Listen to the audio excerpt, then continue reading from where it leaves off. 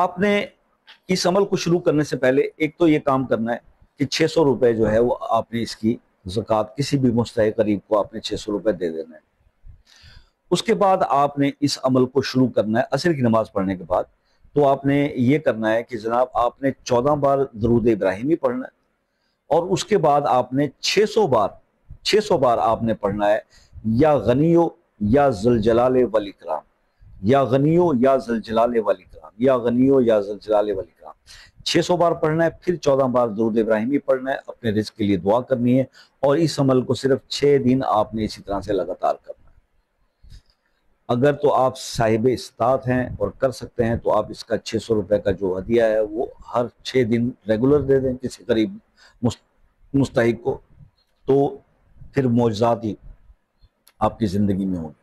यानी इसकी cost total तकरीबन बन जाती 6 दिन के 3600 रुपये बनेगी।